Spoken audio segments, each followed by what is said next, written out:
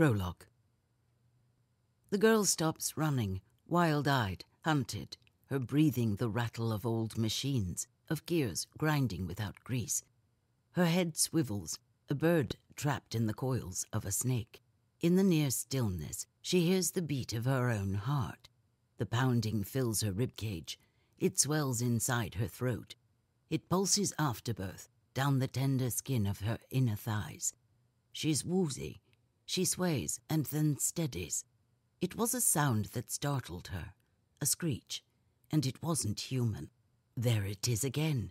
Monsters rampaging off the walkways, she thinks, her fear rising. Phlegm beasts or hammerheads, those slimy, thick-skulled creatures seen on the screens hunting on the public walkways. Oh, be sensible, the girl thinks again. These are different sounds, smaller shrieks, less fearful growls than the sound of the dogs on her scent, or the creatures who fillet their food before eating. This must be the noise of the hyenas known to forage at the river's edge, the girl decides. "Don't cry, please don't cry," she murmurs to the bundle clutched in her stiffening arm. She's heard that hyenas eat babies. The girl wears a dirty, ill-fitting public herd uniform, a pink tease of ruffles and sleeves meant to advertise her haunch and teat. She crouches low, preparing to sprint from her hiding place in the shadows cast by the tall, windowless buildings of the city's breederhood. A negative of moonlight etches the city skyline into a jagged silhouette across the riverbank. It's just the look of a creepy snaggletooth grin, as if even the shadows were having a laugh at her feeble attempt to die free. The girl laughs too. Why not? What's she got to lose but her life? That end is nigh anyway. She takes off, running through shadow, then moonlight, now shadow again. The smell of sulphur from off the river grows stronger. It's the smell of escape from Winkin City. It's the only home she's ever known. She scrambles low over scrub brush vegetation, dotted like an obstacle course across the eroded dirt. She stubs the clubbed toe of her rag-bound foot hard against a thistle root. She totters forward, contorting her body to keep from crushing the struggling yellow bundle, clutched now in both of her arms. She stops moving, panting until the baby settles, until the stabbing pain in her right foot ebbs, back to the dull ache she considers normal. She watches the slow seep of red spread across the grungy brown rags where her toes once were. She'd tried to escape the city before, when the baby was new inside her. She'd been caught that time and sentenced to binding. The girl policeman, the one charged to execute her sentence, had a brown ooze bubbling at the corners of his mouth. He'd taken her foot in his hand and fondled it as if it weren't attached to the rest of her. Then he folded her foot, just like he was tearing at a loaf of bread, at the joints where phalanges were connected to metatarsals. Heedless of her howling and the cracking of her bones, he repeated the action on her other foot.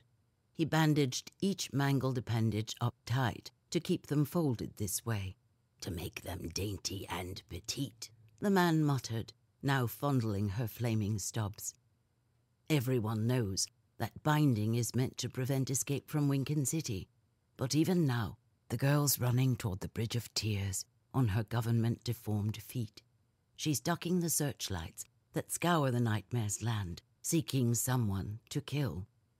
She scrambles up the cracked and narrow slats of the rotting ladder to a rickety bridge, cobbled of driftwood, rope, and desperation. The official seal of Blinken undulates atop the blue screen at the ladder's summit.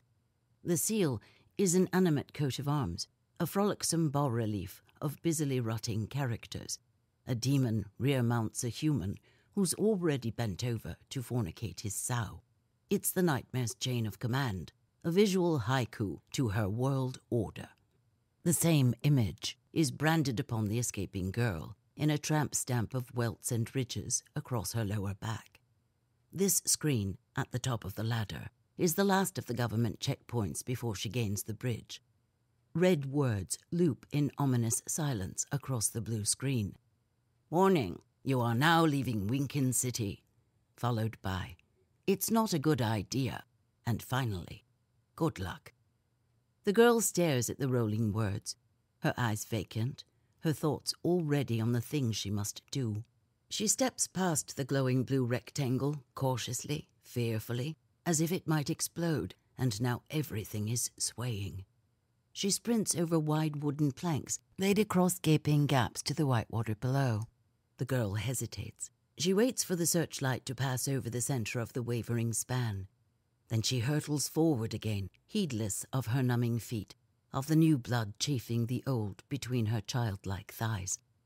She stops at the sudden crunch underfoot. She'd been expecting this path of bones, femurs and coccyx, mandibles crushed into sphenoids, iliums mixed with phalanges, maxillas, patellas, sternums, sacrums. All that remains of the others who have made this journey before her, those who have not made it to the off-grid, all the world on the other side of the Bridge of Tears. Everyone knows this boneyard is here. Images of it are broadcast routinely upon the screens. What she hadn't expected was the sound. It never occurred to her that it would be so visceral, the rattle and the snap of the brittle bones. She closes her eyes. Using the ossified percussion, she lurches forward, moving now to the rhythm of the clicks and the clacks. She stops in the middle of the bridge, faint and unsteady. She opens her eyes and stumbles the few steps to the rope rail on the downriver side.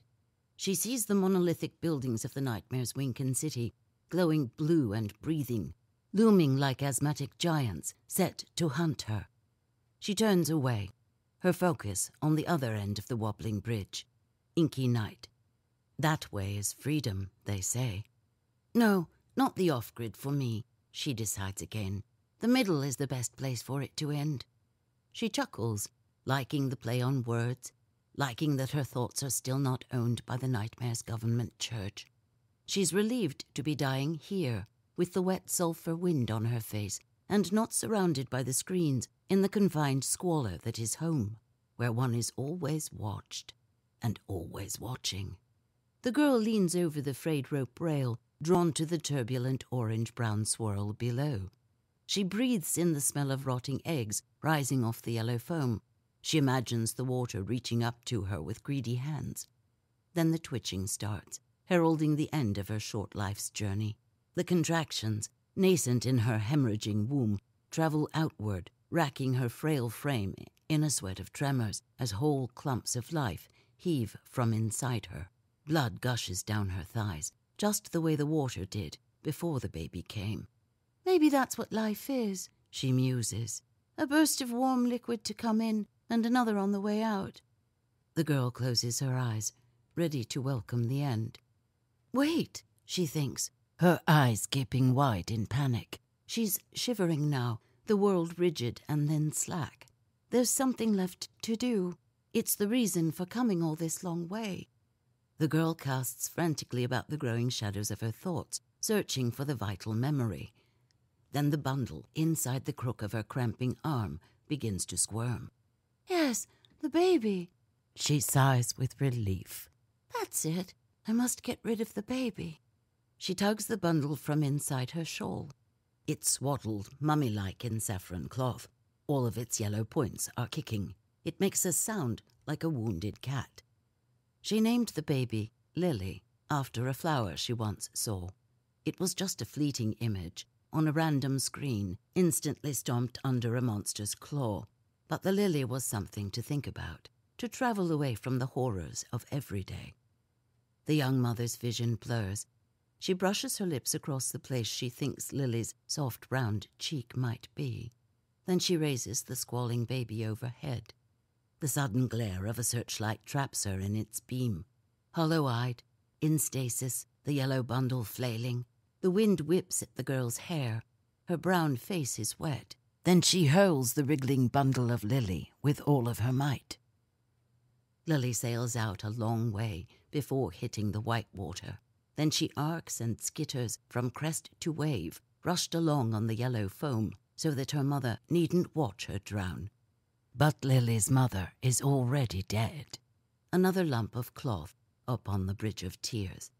Her body is destined to be picked clean by the carrion eaters who've claimed this span as buffet, leaving behind naught but bleached bones and shards of cloth, mingled in with the others to remember her by. Some nights, they say, when the wind blows right from the left lands towards Winken City, a sound of wailing comes in that wind. It's a howl made up of sobbing and shrieking and mournful high-pitched cries. Some say it's the noise of the hyenas feasting. Others are certain it's the dead mothers shrieking. Still others say it's the colicky cries of the drowned babies. No matter its cause, this wind chills all Winkens down to the bone when it comes. It's said of those mothers, the ones whose babies vanish in the arms of the Whitewater's foam, that they believe their girls are rescued. They imagine them living fruitful lives in the wilds of Off-Grid. If the truth be known, there are those who have survived flight off the Bridge of Tears, and baby Lily is one of them.